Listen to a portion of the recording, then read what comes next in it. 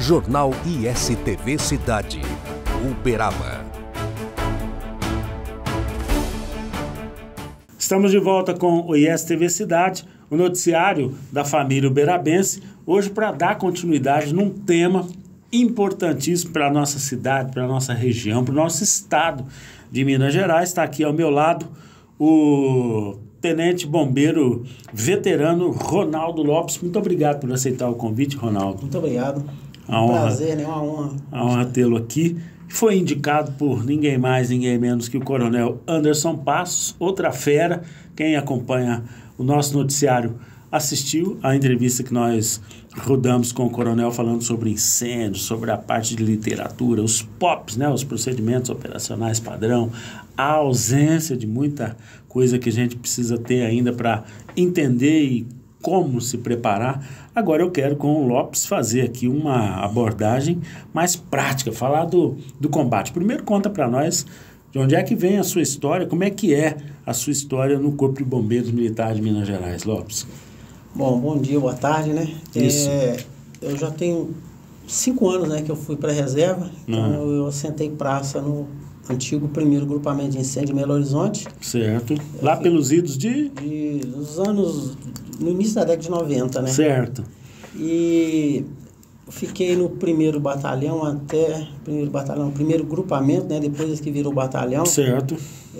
Fiz curso de cabo em 95 no segundo GI, né? Voltei para o primeiro. Em 97 eu fiz o curso de sargento e fiquei lá e sempre trabalhando na área de combate a incêndios, né? Certo. A região metropolitana de Belo Horizonte é uma região muito extensa, né? Que tem muitos fragmentos. Digamos ainda. assim, que você foi por livre e espontânea necessidade. Correto. Normalmente lá eu era soldado, né? Então eles falavam assim comigo, só tem uma missão para você. E como eu nunca recusei, então foi sobrando para mim. E eu comecei a gostar daquilo. E sendo que em 97 eu fiz o curso de sargento, voltei para o primeiro, fui destacado para a cidade de Sabará, fiquei lá por 4 anos, retornei para o primeiro batalhão e logo após eu fui destacado para a Força Tarefa, em 2005. Tá. Então permaneci na Força Tarefa até 2018. Certo. Essa Força Tarefa que você está falando, ela existe, né, até hoje, até de forma mais reforçada, né? E é composta aí por várias instituições, né? Correto. A Força Tarefa ela é composta pelo Instituto Estadual de Floresta, Corpo de Bombeiros, a Polícia Militar, Polícia Civil e a Defesa Civil Estadual. Quer dizer, você pegou ali os primórdios das melhores práticas de combate a incêndio, passou por um período de capacitação, de treinamento, inclusive seu, né, para entender melhor a melhor maneira de encarar esses incêndios florestais, incêndios pelo estado de Minas afora, né, o Lopes.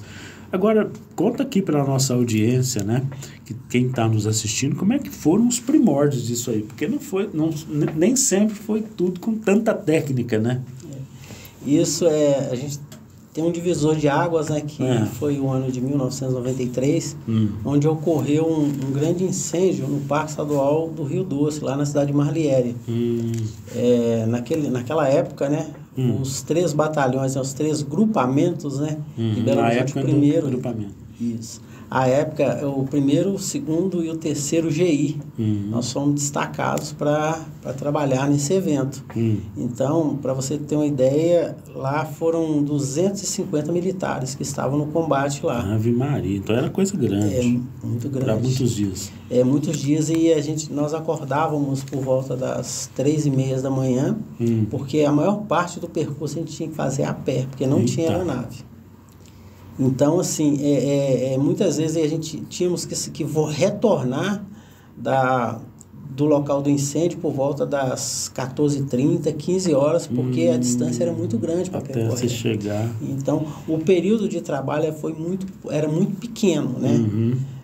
Eu lembro uma situação lá que eu estava com a equipe vigiando um jequitibá que estava incendiando. Esse jequitibá tinha em torno de 70 metros de altura. Nossa, árvore centenária. o diretor do parque falou que ele tinha em torno de 250 anos. Olha aí. E esse Jequitibá, ele tombou, ele caiu depois que nós saímos, né? Ele caiu para dentro da área queimada. E eu estive lá anos depois. Existe uma trilha, não cheguei aí, mas tem uma trilha que vai até esse Jequitibá, virou ponto turístico. Olha só. E até, o Lopes, pelo que você conta, né? Momentos assim de extrema tristeza, né? Porque uma árvore dessas, né, centenária, bicentenária. Eu lembro que nós fomos 8 militares, nós ficamos em pé, um do lado do outro, e a gente não conseguiu contornar essa árvore. Muito grande. Lamentável. Agora, de lá para cá as coisas mudaram muito, né? Em termos de equipamento naquela época, o que vocês usavam para esses combates? Naquela época a gente fica lembrando hoje, porque antigamente... Dá um pouco de risada às vezes, né? Com certeza, porque a gente saíamos para uma ocorrência, a gente levava, a ferramenta que a gente levava era um facão. Então a gente chegava no local que estava incendiando e a gente falava fogo no mato, né? Vamos fogo no mato. Aí a gente cortava um galho de uma árvore, dava umas 3, 4 abafadas, aquilo acabava, jogava fora e cortava outro. Então, a partir de 93, houve uma mudança significativa, porque alguns militares, alguns oficiais do Corpo de Bombeiros foram fazer cursos de combate a incêndio florestal nos Estados Unidos. E retornaram e começaram a dar treinamento para a tropa e bem como também para os guardas-parques, né, do Instituto Estadual de Floresta. Aí começaram a surgir os brigadistas, as equipes, né, de brigadas. Isso mesmo. Logo após começou a surgir as brigadas, né? E já na década de 2000, mais precisamente em 2006, o Corpo de Bombeiros ele instituiu a adjuntoria ambiental, né? Era um órgão, né, do Corpo de Bombeiros, que era responsável pela prevenção e pelo combate aos incêndios florestais em todas as unidades de conservação do estado. Destacamento dedicado a esse campo. Interessante. Uma unidade específica, né, especializada, para isso. Que mais tarde, né, ela se tornou o Batalhão de Emergências Ambientais e Resposta a Desastres. Certo. Mudou bastante, né? E hoje a gente tem, digamos assim, o prazer de olhar para trás e ver a evolução, porque isso hoje, né, aqui em Uberaba, na nossa região do Triângulo Mineiro, por exemplo, né, nós estamos falando de incêndio e tudo mais. Você falou muito de área florestal, mas as queimadas em canaviais também são terríveis, né? Você já presenciou, assim, nessa história toda, Lopes, algum incêndio que você falou, esse foi demais, esse foi de lascar o campo? Não, tem alguns, né? Conta para nós. Tanto em área de Caatinga, né, que eu tive uma experiência no norte de Minas, mais precisamente na cidade de Matias Cardoso, né, um incêndio que nós estávamos combatendo há 4 dias, a gente conseguiu controlar, porém nós saímos da área que o incêndio estava sendo incendiada para ir almoçar em uma outra área. Até eu falei, não vamos sair daqui não, porque esse período agora, o período do almoço, é um período que a umidade relativa do ar cai muito, a temperatura muito elevada, né? Então, não tem problema não, aqui está sem perigo. Então a gente foi almoçar em uma outra área, a gente nem terminou de almoçar, o incêndio ele voltou, nós tínhamos que trabalhar mais 5 dias. E ele voltou pior do que se encontrava. Porém, nós viemos aqui, eu vim para cá, né, em 2018, né, o Coronel Passos, ele me trouxe para cá em 2018, logo depois quando ele veio, e um dos primeiros incêndios em canaviais que eu presenciei, eu nunca tinha visto um incêndio igual aquele. Os incêndios em canaviais são os piores incêndios florestais que existem. Entendi. Por causa de algumas características, né? Aqui ela é uma região relativamente plana, né? É uma região que tem poucos obstáculos naturais, né? Que seriam árvores, montanhas que poderiam diminuir um pouco a intensidade do vento. Né? A temperatura aqui, principalmente nos períodos críticos, né, que seria os meses de junho, julho, agosto, setembro e outubro, a temperatura muito alta, a umidade relativa do ar baixa, e o tipo de vegetação. O tipo de combustível, que é um combustível leve, que ele propicia uma propagação muito rápida. Com certeza. Quer dizer, é um conjunto de fatores, né, que torna o combate, principalmente, muito mais delicado, né? É muito mais delicado, porque os mesmos equipamentos que a gente combate no incêndio convencional, podemos assim dizer, né? Que é cerrado, caatinga, campos rupestres, altitude, né? Bomba costal, abafador, a gente não consegue utilizar. Não funciona aqui. No canavial. Entendi. No canavial. A gente não consegue fazer. O que se usa para esse combate quando ele é possível de ser combatido, né? O incêndio canavial, ele tem que ser. Normalmente combatemos ele com caminhões-pipas ou aviões. Tá? Mas para combater um combate efetivo com pipa, ele tem que chegar muito rápido na área que está sendo incendiada. Tá. Na grande maioria das vezes, quando a gente avista uma fumaça, até o pipa chegar lá, ele já se propagou. Então, qual que seria o último caso, né? O último recurso seria o contrafogo. É a primeira coisa que a gente faz, porque todas as outras alternativas, elas já se esgotaram. E o contrafogo é o mais perigoso. Ele é o mais perigoso. Ele assim, na realidade... Tem a sua característica. Tem suas características. E o contrafogo, ele é o mais eficiente. É o método de combate mais eficiente, porém é em último caso que a gente faz. O risco, né? O risco é muito alto. Ele é muito alto. O risco é muito alto. É muito alto. Mas é o mais eficiente. A gente torce para que as pessoas, né, os profissionais, as empresas estejam cada vez mais capacitados, né, Lopes? Agora eu fiquei sabendo que você também está se preocupando aí com a área da formação, com a área de escrever um pouco da experiência que vocês adquiriram, né? Você e o Coronel Passos estão nessa empreitada aí também. Você está achando bacana esse lado também? É muito bacana, porque quando eu cheguei em Uberaba, eu fui procurar saber o que tinha para a gente ler a respeito de combate a incêndio de canaviais. Eu vi que não tinha nada. E é um tipo de ocorrência extremamente grave e a propagação é muito rápida. Né? Só para exemplificar, eu fui numa ocorrência incêndio em canaviais aí, que teve um foco secundário e originou 1.500 metros de distância. Que isso! E a gente eu medi, foi feito todo um estudo e realmente foi uma fagulha que voou 1.500 metros. Eu tenho absoluta certeza que você e o Coronel Passos vão ser chamados para falar, enfim, para nos ajudar, né, a preparar as pessoas para esses momentos. Um momento, inclusive, oportuno, né, da gente falar desse assunto, porque o período, né, de seca intensa, ventos e as condições climáticas propícias para esse período, para esse perigo imenso que são as queimadas, está aí, né? E você, Lopes, para a gente ir encaminhando aqui para os finalmente da nossa entrevista, você pensa em termos assim de profissão, de estudos, né? Aprofundar mais na academia nesse assunto também? Você já foi provocado a isso? Como é que está a sua cabeça nesse aspecto aí? Eu concluí um curso de gestão ambiental, né? Ano passado, certo. Final do ano passado. Ótimo, excelente. E eu estou pretendendo, sim, fazer uma pós nessa área. Mais estudos aí. Mais estudos. É porque é uma área muito... A gente vê que é uma área muito... que necessita de muito estudo ainda. Muito requisitada. Muito requisitada, porque os danos ambientais, eles são severos aqui na região. É verdade. Então, a gente tem que trabalhar, eu vejo que tem que trabalhar muito na parte de preventiva. Parte preventiva.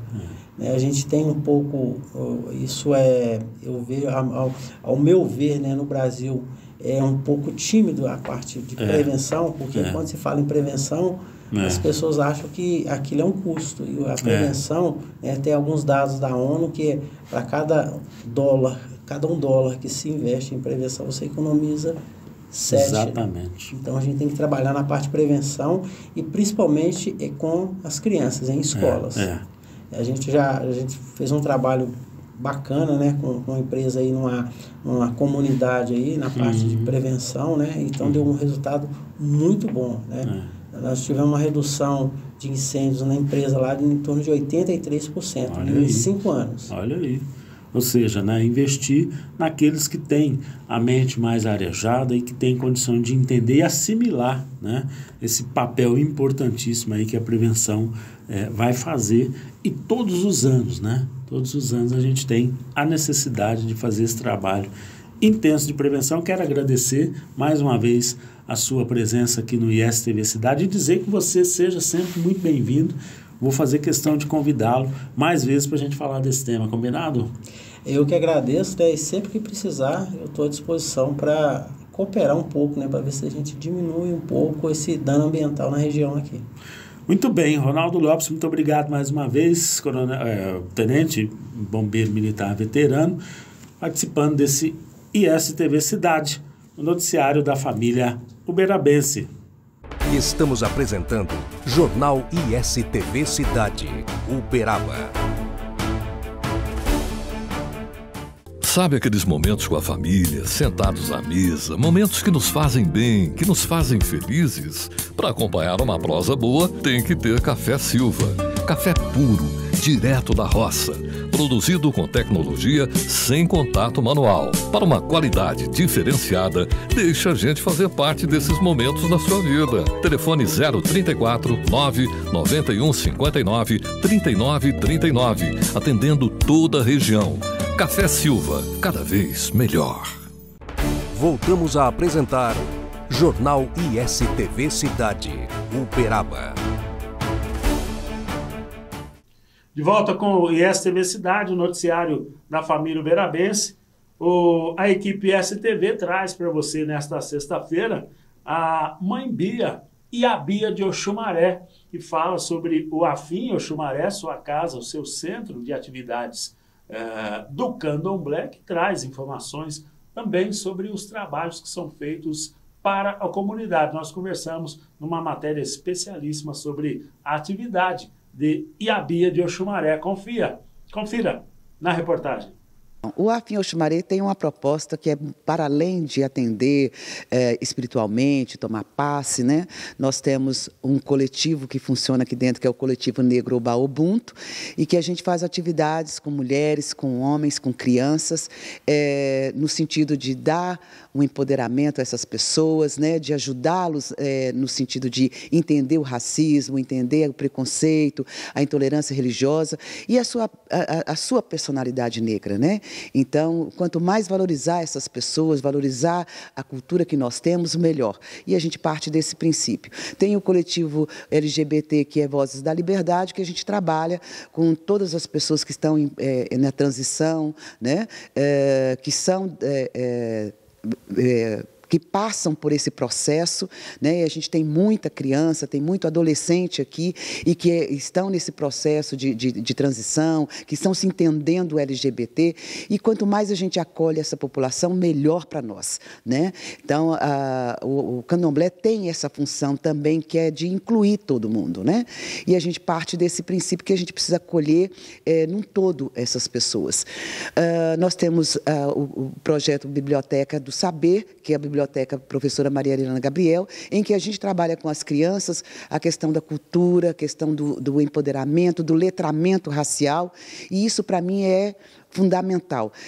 Nós temos que confiar que o futuro seja melhor do que nós estamos vivendo no presente hoje, que é o racismo, que é a intolerância, que é a LGBTfobia, né? Então, nós temos todo esse preparo, Paulo. Tem um projeto, que é o projeto Marmita Solidária, que a gente recolhe um mantimento nos estabelecimentos comerciais e a gente faz essa marmita e distribui para quem está em situação de rua. Tem outros projetos que a gente está encaminhando agora, que é o acolher mulher com violência doméstica, né? Empoderar essas pessoas. Então, o Afim tem um projeto social muito grande, extenso, que a gente faz com muito carinho, com muito amor, porque penso que nós precisamos devolver para a sociedade, para a minha coletividade, para o meu bairro, o que a gente recebe dele de carinho.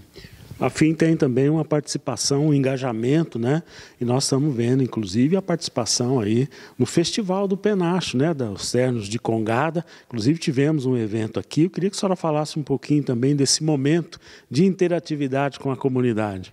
Então, eu volto a dizer, nós temos toda uma questão social que a gente precisa devolver para a sociedade, né? De engajamento e tudo mais. E o engajamento ele tem que ser político, ele tem que ser social, ele tem que ser espiritual, ele tem que ser coletivo. Então, quando a gente participa e ajuda nos projetos de outras pessoas dentro do AFIM Oxumaré, nós estamos nos alegrando com isso e crescendo com isso, né? Nada mais justo do que ter escolhido a filosofia Ubuntu para fazer parte da nossa história. Eu só sou porque nós somos. Então, foi um grande evento, um grande momento de conhecimento e de engajamento. Isso é importante, isso é muito importante. Eu queria a opinião, a posição da Mãe Bia de Oxumaré também sobre um evento que nós tivemos envolvendo a Igreja Católica, que inclusive foi tema desse encontro, né, dessa roda de conversa, a reflexão, né, o pronunciamento de um sacerdote. Nós já trouxemos a notícia aqui no ISTV, e a posição, a fala serena, a reflexão da Mãe Bia de Oxumaré sobre este evento. Então, eu parto do princípio que a gente precisa respeitar o outro, né? Não é tolerar o outro, é respeitar o outro e respeitar a cultura do outro. Imagino que nós não precisamos hoje, em 2024, levar água benta nas costas, né? Fazer missa de desagravo pela nossa presença. Então, há que se pensar em mudar algumas coisas dentro da cultura do Congo, da Congada, dos ternos, dos foliões, né?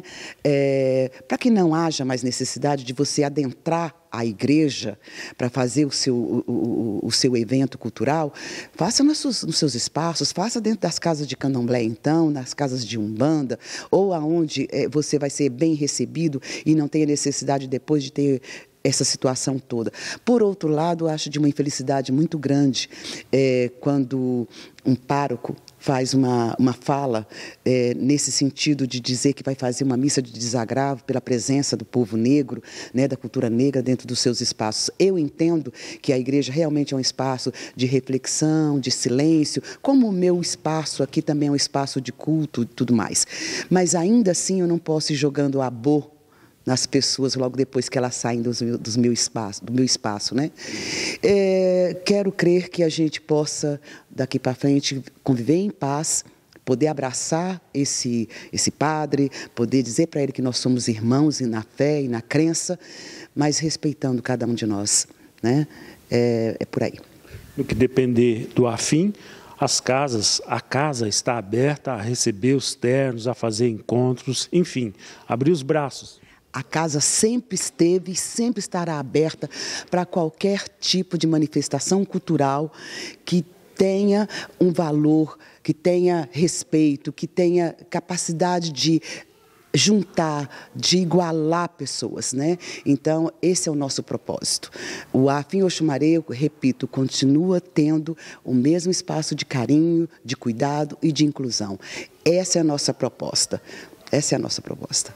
De volta com o ISTV Cidade, o assunto agora é o uso de drone no combate à dengue. Isso mesmo, foi aprovado na última terça-feira o projeto de lei de autoria da Prefeitura de Uberaba que autoriza o Poder Público Municipal a utilizar veículos aéreos não tripulados, drones, para o suporte complementar ao controle do Aedes aegypti, o transmissor da dengue, da zika e chikungunya, entre as principais arboviroses. O projeto de lei foi aprovado por unanimidade na Câmara de Vereadores. Os equipamentos serão utilizados nas ações de mapeamento e monitoramento de áreas de difícil acesso, onde não seja permitida a inspeção de forma usual e rotineira pelo agente de combate a endemias.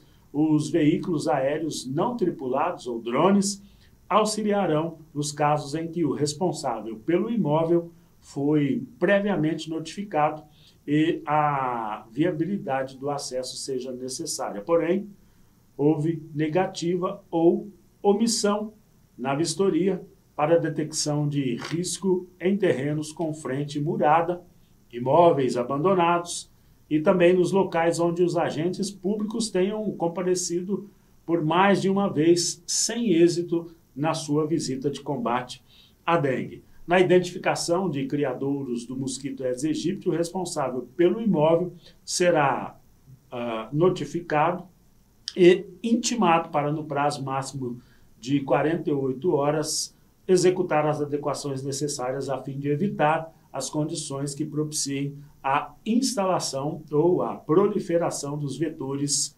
causadores da dengue em todas as suas modalidades. Sobre o início dessas atividades, com a utilização dos drones no combate à dengue, a Diretoria de Vigilância em Saúde do município destacou que o Estado de Minas Gerais, por meio de resolução, já destinou recursos aos municípios para a contratação desse tipo de serviços, com os veículos aéreos não tripulados, chamados VANT, ou mesmo os drones, com suporte a essas ações de combate ao mosquito transmissor das principais arboviroses. Entretanto, o recurso que chegou no final de 2023, em dezembro de 2023, segue com o município adotando as medidas para a contratação dos serviços. E assim nós chegamos ao fim de mais esta edição do ISTV Cidade, o noticiário da família uberabense. Jornal ISTV Cidade, Uberaba.